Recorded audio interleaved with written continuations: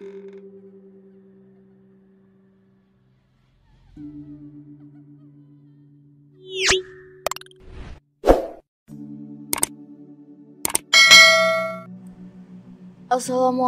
warahmatullahi wabarakatuh.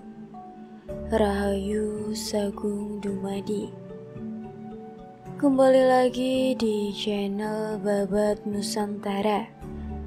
Pada kesempatan kali ini akan menceritakan sejarah Raja Majapahit, yaitu Suhito,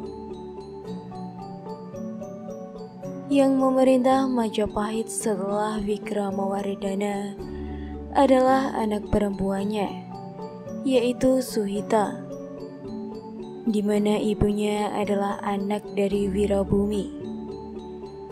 Masa pemerintahannya ditandai berkuasanya kembali Anasir-Anasir Indonesia, antara lain didirikannya berbagai tempat pemujaan dengan bangunan-bangunan yang disusun sebagai pundak berundak-undak di lereng-lereng gunung, misalnya Candi Suku dan Candi Ceta di lereng Gunung Lawu. Selain itu, terdapat pula batu-batu untuk persajian. Tugu-tugu batu seperti menhir, gambar-gambar binatang ajaib yang memiliki arti sebagai lambang tenaga gaib, dan lain-lain sebagainya. Suhito adalah raja wanita kedua di Majapahit setelah Tribhuwana Tunggadewi. Prabu Sri Suhito memerintah bersama suaminya yang bernama Brahayang Prameswara Ratna Pangkakaja. Menurut para raton, nama asli Prameswara adalah Aji Ratna Pangkaja. Ibunya bernama Surawardhani alias Bre Kahuripan, adik Wikramawardhana. Ayahnya bernama Raden Sumirat yang menjadi Bre Pandasalas, bergelar Rana Manggala. Dalam negara Kertagama ditulis pada tahun 1365. Surawardhani masih menjabat Bre Pawanuhan dan belum menikah. Gelar Bre Kahuripan saat itu masih dijabat neneknya, yaitu Tribhuwana Tunggadewi. Menurut para raton, sepeninggalan Tribhuwana Tunggadewi dan Surawardhani, jabatan Bre Kahuripan kemudian diwarisi oleh Ratna Pangkaja. Ratna Pangkaja memiliki 3 saudara perempuan, yaitu Bre Mataram, Bre Lasem, dan Bre Matahun. Ketiganya masing-masing secara unik dinikahi oleh ayah, anak, dan cucu, yaitu Wikramawardhana, Bre Tumampel, dan Bre Wengker. Bre Wengker dan istri lain memiliki putri Bre Jagaraga dan Bre Pajang, yang keduanya dinikahi Ratna Pangkaja. Silsilah ini semakin rumit ketika Ratna Pangkaja menikahi Suhito, putri Wikramawardhana. Para raton tidak menyebutkan secara jelas nama ibu Suhito. Silsilah Suhito muncul sebelum pemberitaan Perang Paregreg. Hal ini dengan Ratna Pangkaja sebelum perang terjadi. Menurut para raton, Ratna Pangkaja bingung harus berpihak pada siapa ketika perang meletus. Apabila ia sudah menikahi Suhito, tentu ia akan langsung memihak Wikramawardhana. Mengingat para raton tidak secara tegas menyebutkan kalau Ibu Suhito adalah putri Bre Wirabumi. Penulis para raton memang sering mengabaikan urutan peristiwa secara kronologis. Misalnya, pemberontakan Ronggolawe disebut terjadi pada tahun 1295. Tapi baru diberitakan setelah Joyonegoro naik tahta pada tahun 1309. Seputar pemberitaan Bre Wirabumi, dijumpai adanya 3 tokoh yang menjabat Bredaha. Yang pertama adalah ibu angkat Bre Wirabumi yang wafat sebelum perang meletus. Bredaha yang kedua adalah yang diboyong Wikramawardhana setelah perang Paregre dan meninggal sebelum peristiwa bencana kelaparan terjadi pada tahun 1426. Sedangkan Bredaha yang ketiga naik tahta menggantikan Wikramawardhana dan menghukum mati Raden Gajah, yaitu pembunuhan Bre Wirabumi. Bredaha yang pertama dipastikan adalah Raja Dewi putri bungsu Raden Wijaya. Menurut negara Kertagama, Bre Wirabumi dinikahkan dengan negara Wardhani, cucu Raja Dewi.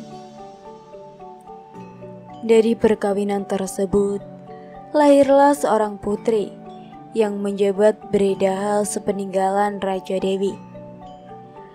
Bredaha yang kedua inilah yang diboyong Wikramawardhana sebagai selir setelah kekalahan Bre Wirabumi pada tahun 1406.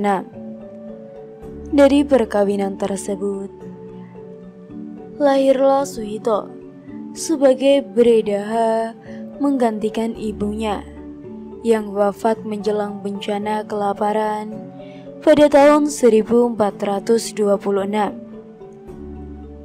Sepeninggalan Wikramawardhana, Bredaha alias Suhito naik tahta pada tahun 1427. Usianya saat itu dapat diperkirakan sekitar 20 tahun. Masa pemerintahan Suhita. Suhito memerintah berdampingan dengan Ratna Pangkaja, bergelar Bahtara Prameswara.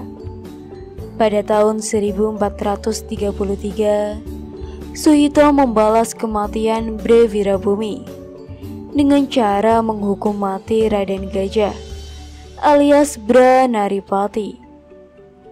Dari berita ini, terasa masuk akal kalau hubungan Bre Wirabumi dan Suhito adalah kakek dan cucu, meskipun tidak disebut secara tegas dalam para raton.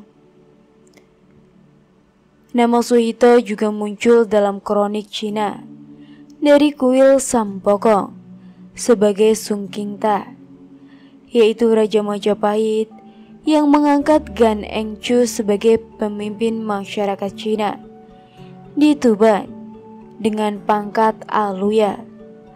Tokoh Gan Engcu ini identik dengan Arya Teja, kakek Sunan Kalijaga. Akhir pemerintahan Suhito. Pada tahun 1437, Bahtara Prameswara Ratna Pangkaja meninggal dunia 10 tahun kemudian, yaitu pada tahun 1447, Suhito meninggal pula. Pasangan suami istri itu dicandikan bersama di Sanghajaya.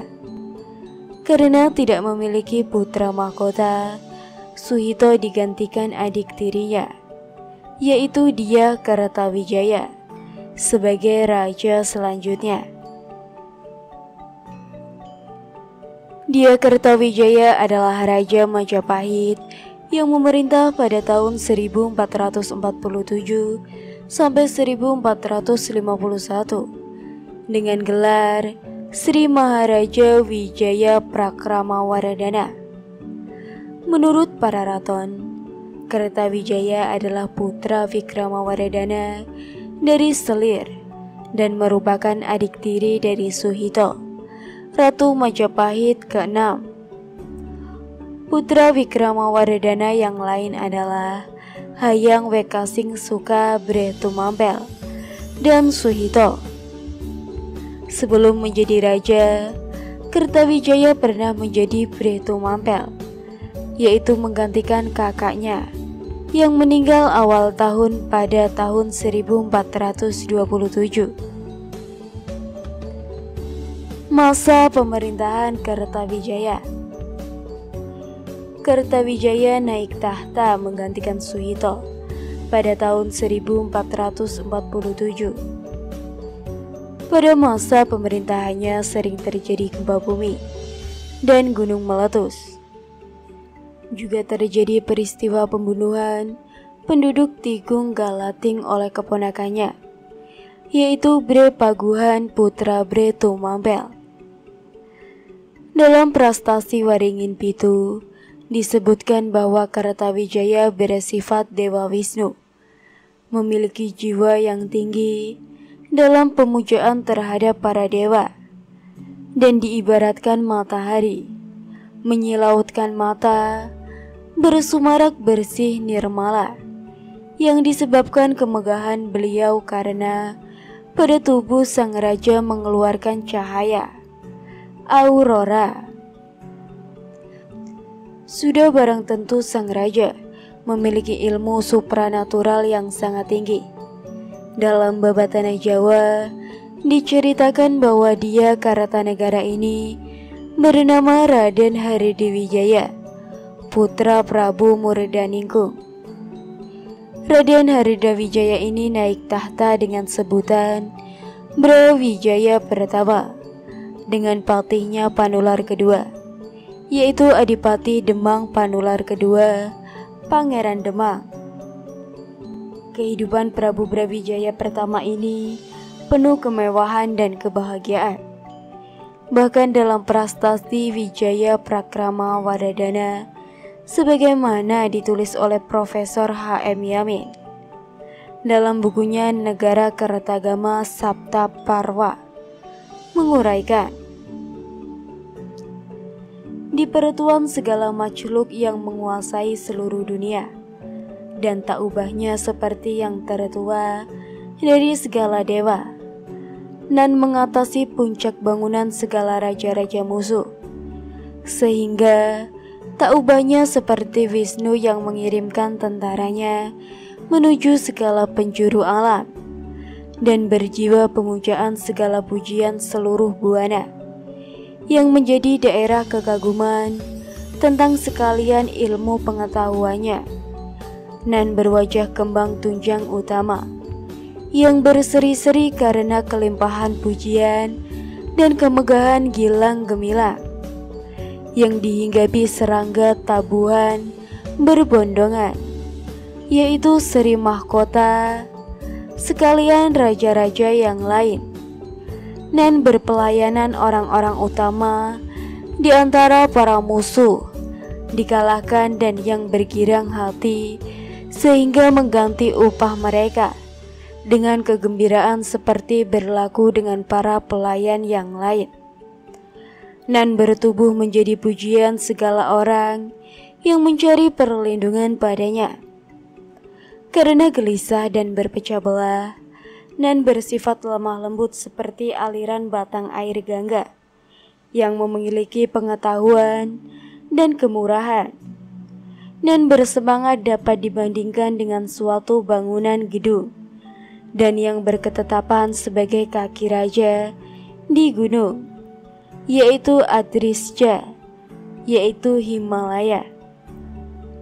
Raja yang maha luhur dan maha tunggal, serta terpuji sebesar-besar di atas dunia jagat, dan menyadarkan muka segala manusia yang baik-baik, seperti dang rembulan, mengembang bunga tunjung, dan menghilang gelap gulita pada watak manusia, seolah-olah berlaku sebagai sang mentari, dan mengarahkan wajah muka kepada kebajikan yang mendekatinya, tetapi yang memalingkan muka dari segala keburukan dan mengembara di atas bumi, menyilaukan mata karena bersumarak bersih nirmala, disebabkan kemegahan beliau yang bertegak gelar kerajaan berbunyi Wijaya Prakrama Wardhana dan bernama kecil dia Kertawijaya.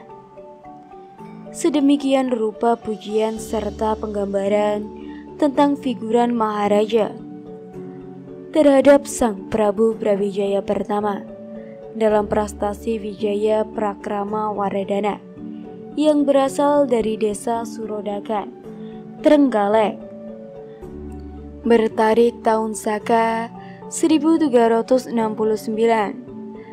Masehi 1447. Dalam prastasi tersebut juga dapat diketahui bahwa sistem pemerintahan yang dijalankan oleh Sang Prabu Brawijaya pertama menganut sistem pembagian kekuasaan, distribution of power, dan diatur melalui perintah Sri Paduka Maharaja. Sebagai contoh di bidang sengketa hukum, kewenangannya diberikan kepada Hakim Dharma Upapati. Pekerjaan mereka memutuskan sengketa-sengketa hukum dan berbagai perselisihan. Adapun perintah Sri Paduka Maharaja dalam hal ini menyebutkan pamegat kandangan tua dan acaraca naradaya yang putus pengajiannya dalam ilmu mantik agama Buddha, pemegat Mahuri, dan acaraca Taranata yang putus pengajiannya dalam ilmu Wisjisika, pemegat Pamotan, dan areca Raksana yang putus pengajiannya dalam ilmu mantik dan bahasa, pemegat Kandang Muda, dan arecaca Dijana Indra yang putus pengajiannya dalam ilmu mantik dan agama Buddha. Banyak tindakan-tindakan strategis yang diambil Paduka Raja Brawijaya pertama selama dalam menjalankan pemerintahan kerajaan, baik dalam menindaklanjuti konsep-konsep pemerintahan sebelumnya maupun kebijakan-kebijakan barunya. Tercatat tindakan populernya adalah pembentukan daerah-daerah pendidikan swasembada yang masih bisa kita lihat sampai tahun 1979, karena setelah tahun tersebut tanah-tanah pendidikan maupun tanah-tanah adat lainnya telah terhapus dengan Undang-Undang Nomor 5 tahun 1979 tentang pemerintahan desa yang mengatur tentang nama, bentuk, susunan, dan kedudukan pemerintahan desa. Hubungan antara Raja Sawardhana dengan Kertawijaya tidak disebut secara tegas dalam para raton, sehingga muncul pendapat yang mengatakan kalau Raja Sawardhana naik tahta setelah pembunuhan Kertawijaya. Pendapat lain mengatakan Raja Sawardhana adalah putra Kertawijaya yang nama aslinya tercatat dalam prastasi Waringin Pitu sebagai Dia Wijaya Kumara. Akhir pemerintahan Kertawijaya. Kertawijaya wafat pada tahun 1451. Ia dicandikan di Kertawijayapura. Kedudukannya sebagai raja digantikan Raja Sawardhana. Penyebutan Dia Kertawijaya sebagai Brawijaya pertama tersebut karena raja ini memiliki nama yang berunsur Wijoyo, keturunan Raden Wijaya, dan memiliki ilmu pengetahuan yang tinggi sehingga dikagumi oleh rakyatnya. Inilah sejarah tentang Raja Suhito dan Kertawijaya. Semoga bermanfaat untuk kalian semua. Rahayu, Rahayu, Rahayu.